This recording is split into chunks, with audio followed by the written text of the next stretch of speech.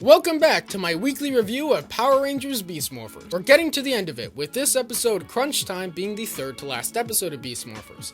Last week, when I reviewed Fossil Frenzy, I noted that the villains were treating it like they were at the end of the season, but the Rangers weren't. But now we're really getting into the thick of it in terms of a finale. So overall, this episode is good, but some laziness leads to it falling just a little short of its mark. What do I mean by that? Well, you'll find out after the ad read. This video is sponsored by my Buy Me a Coffee page. If you enjoy the channel, go to my Buy Me a Coffee page at buymeacoffee.com/ColeHershowski to directly support the channel for just $5. There's also a link in the description and on my channel page. Again, that's buymeacoffee.com/ColeHershowsky. So the episode revolves around Devon learning to be an independent leader when Blaze is kind of a jerk, and is bossing around the team, and it's eventually revealed that it is actually Robo-Blaze in disguise. To be fair, Blaze was acting pretty sus. It was honestly pretty obvious. It's a good twist and an interesting idea for an episode, and the idea for Devon to learn to be independent from Blaze is a good one too. But I just don't think they really go together. I think they should have used that idea of Blaze influencing Devon and Devon learning to be his own leader earlier in the season. It just feels pretty late to do an episode focusing on Devon growing as a leader.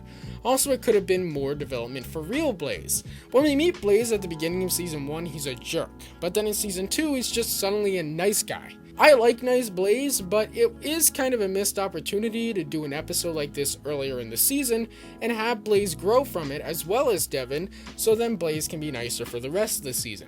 Heck, in this episode, they kind of have to snake around the fact that Blaze is actually usually a nice guy. But Robo-Blaze sneaking into Grid Battleforce is a great idea for an episode. I do have a couple other nitpicks about it though. Firstly, I kinda wish they didn't essentially just reveal Blaze as Robo-Blaze at the end of his first scene.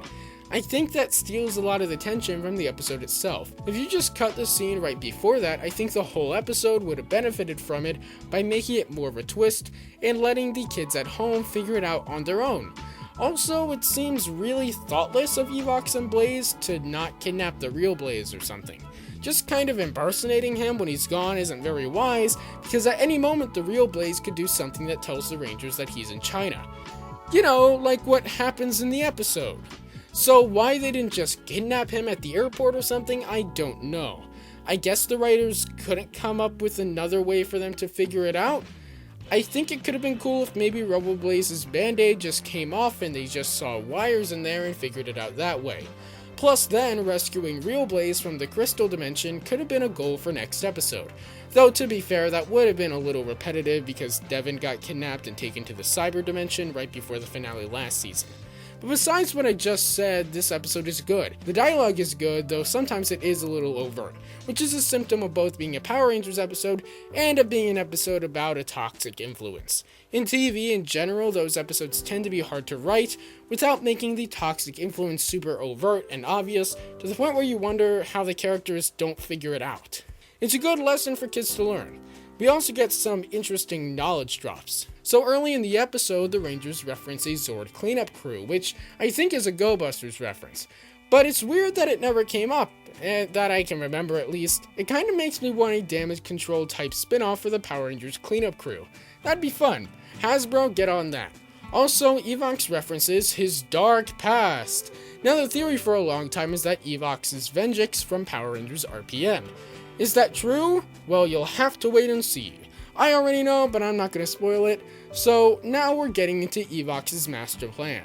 Next week we'll see why Evox wanted to be captured by Grid Battleforce. So Crunch Time, I liked it. But what did you think? Let me know in the comment section below. I am getting very close to 100 subs, so it's getting down to the wire on you being able to click the card above to go to a video where you can vote on what I do for my 100 subscriber special. Don't forget to subscribe for daily videos on the franchises you love, and I'll see you tomorrow. Bye.